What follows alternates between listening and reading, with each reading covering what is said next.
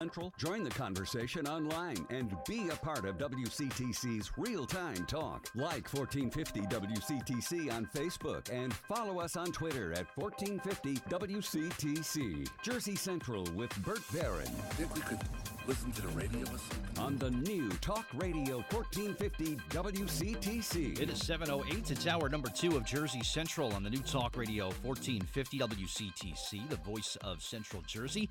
Burt Barron coming to you from inside the Forge Jeweler Studios this morning. We've got our contest coming up a little bit later on in this 7 o'clock hour. Tickets for comedian Jim Brewer. Also a pair of passes to the Soul Exchange Sneaker Convention at the Meadowlands Expo Center in Secaucus this weekend. We'll give you a chance to win both prizes coming up.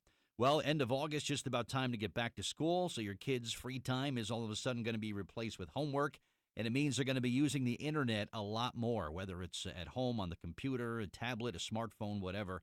And maybe you're looking to get your home ready for Wi-Fi. There's a lot of things that you need to know, okay? Joining me on the Raritan Bay Medical Center Jersey Newsmaker Hotline, let's welcome in Nate Hardison. He's the founder and chief technology officer at eero, E-E-R-O. He's the head of their hardware and embedded systems teams as CTO of the company there.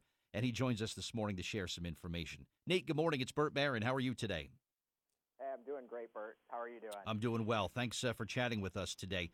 Are these numbers here correct? Up to 10 connected devices on average per household, and that number is going to continue to climb.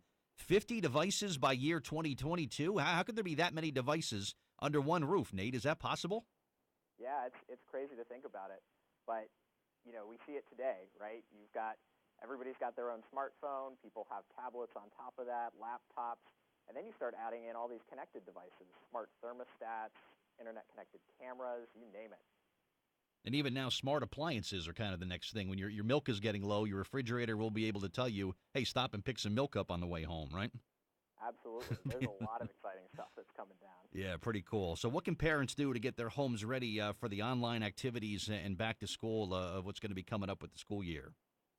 Yeah, there are a number of things, Bert. You talked about it at first, right? There are a whole bunch of devices that are coming online that kids will need to do their schoolwork, and parents will need to continue to do their own work. You know, laptops, phones, etc. And with all those devices on the network, you really want to take a look at your underlying network infrastructure. Take a look at your router. See if it's actually going to support all of those devices. And on top of that, one thing to really look at this time of year is the security of that system. It's not just the performance and stability. It's also really important to make sure that you've got good, strong passwords to protect everything that's going on your network, that the software that runs your router is fully up to date. Lots of router manufacturers optimize speed to market over quality. So you might not be too surprised to find that there have been some software updates in the time since you last checked. So you want to keep those nice and current also for security reasons, right? Absolutely. You want to make sure that everything that's running on your network is as up-to-date as possible and secure, so that as you're doing your own work, as you're working with your bank, doing all that kind of personal, private stuff that you do on your networks, you're not faced with anybody coming in and able to go under the covers and get at stuff that you really don't want them to. Nate, there's all kinds of distractions out there. This Pokemon thing has captivated kids for weeks, if not months now, where it's all they talk about, it's all they do, that's all they think about, and there's a lot of distractions. Is there a way you could limit how much time your kid spends on one of these devices? And I hope they're not bringing their smartphones to school hoping to find Pokemon in math class now, you know? You're absolutely right. That is an increasing problem for a lot of children and also for parents, too.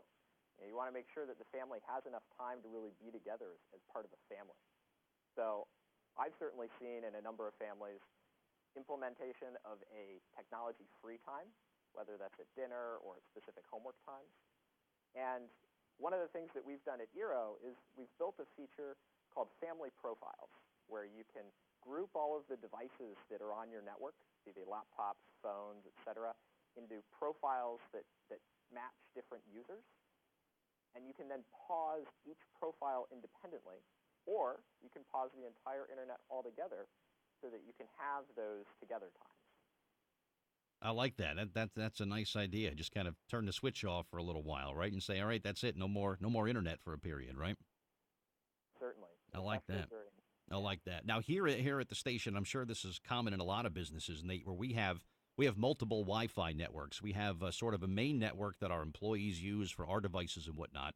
We also have a guest Wi-Fi network that allow people, when they come into the building as visitors, they have a different sort of login and different credentials as to use the guest Wi-Fi that we have here. Is that advisable even to do it at the home level, to have guest networks, whether it's at home or business? Is that something that you would say is a good thing to do, and why? Yes, I personally advise it, and really it comes down to just like you talked about. People come up to the station, people go to your house, they need to use the internet. And what you want to do is provide them with that access without necessarily allowing them the ability to communicate with all of the personal devices that you have on your network. You want to make sure that they can get to Google or Facebook or whatever they need to without necessarily being able to access your laptop directly or your phone. So depending, again, on the type of routing infrastructure that you have in your home or at the radio station, this can be easier or harder to do. Again, at eero, we've made this just as simple as the touch of a button. You turn it on, and all of a sudden, within seconds, you have your own isolated guest network for friends, family, and others to use. Nice. I like that. So if someone wants to, come to my house and have a can of wine and they want to check in, they can have their own Wi-Fi network to do so, right?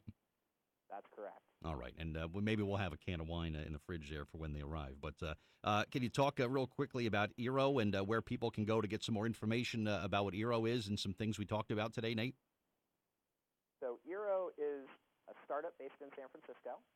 We make a simple-to-use Wi-Fi system for the home. So you take your current router, you replace it with one eero, and then you place additional eero units throughout your home to blanket it in fast, reliable Wi-Fi coverage. You can visit our website at eero.com, and likewise follow us on Twitter at @GetEero. Good stuff. And advisable, as always, Nate, good, strong passwords that are very difficult to guess. That's important for anybody that uses Wi-Fi, right? Got to keep it secure so that you can be safe online. Never use password as your password. That's fair to say, too, right? Nor ABC12. Very good. Nate, good talking to you today. Appreciate the update, and we'll talk to you again sometime again, all right?